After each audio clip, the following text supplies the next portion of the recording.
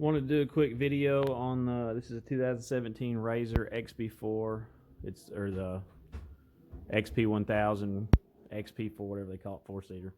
Anyway, drive shaft removal. Saw a video online. Dude jerked the whole floor out to get a drive shaft out, and it looked like an absolute pain in the butt. So I read a couple forums. One guy said he did pull it out by pulling the skid plate, and I want to do a video because I have not seen one on there yet where somebody did that. I did. It worked. So it does come out the bottom. All you got to do is remove the skid plate. I'll show you up here before I go underneath it. So you got to take all the electrical, which the previous owner did a hack job wiring this thing. I really don't want to go back there and rewire it all right now because it does work. I took a Harbor Freight plastic welder, basically just a soldering iron, and I cut this one section out because that's part of the floor that would have to come out to get to it down here. You use an angle grinder or whatever, swatchy wires. Cut the access hole right there at that hole, and right over there is where your stock carrier bearing sits. You can get right to it from here without pulling the floor. 2 bolts, comes right out. Drive shaft. We pulled the skid plate out of the bottom. It's laying over there, which I don't have a full skid plate on this one. It's on portals and 35s, so it don't hit stuff very often, no way. If you got a full skid plate, yeah, it's probably going to suck getting it off, but it's still better than pulling the floor in my opinion.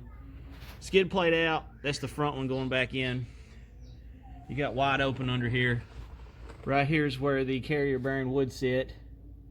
So what you'll have to do is knock your front pin out, and the 2 drive shafts separate in the middle, and you'll have to pull that front one off and slide it as far as you can.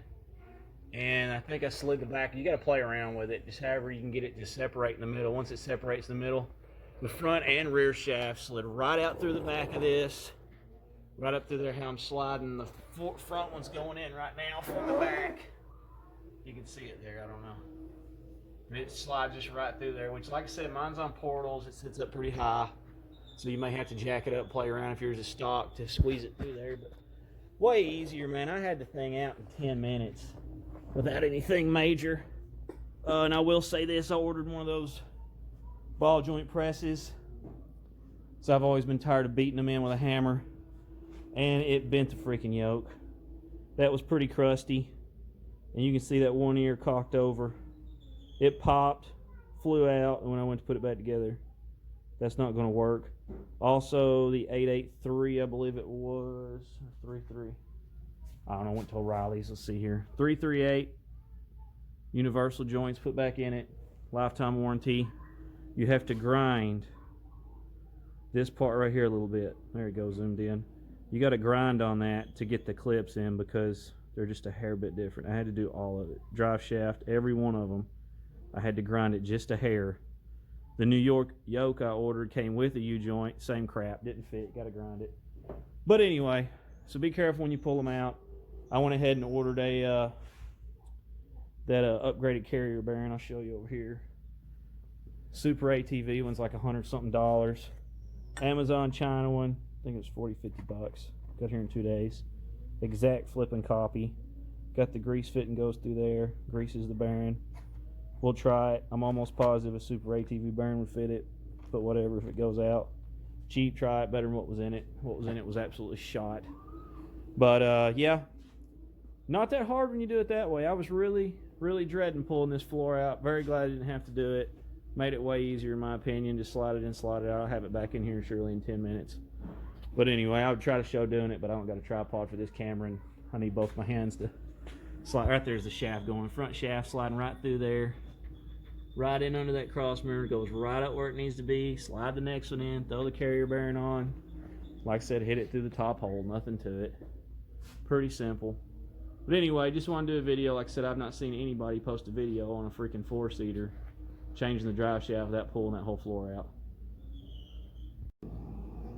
Alright, got the drive shaft back in. Pretty easy. Everything went right back in, no problem. That's the carrier bearing. It's just greasable. Went right back in there. U-joint slid right in, goes back up to the front. And I actually put a bolt in this. I'll tell you, I ordered a Caltrack joint, California, I'm sure it's China. This one right here go on here. The hole they drilled in it did not line up at all. I had to get a little bit smaller bolt and just bolt it in, Loctite it down. But anyway, it's China stuff for you. Nothing ever right. But yeah, super easy way to do a drive shaft. Doesn't take 10-15 minutes. It takes some finagling and all that, but it can be done way easier than pulling the floor.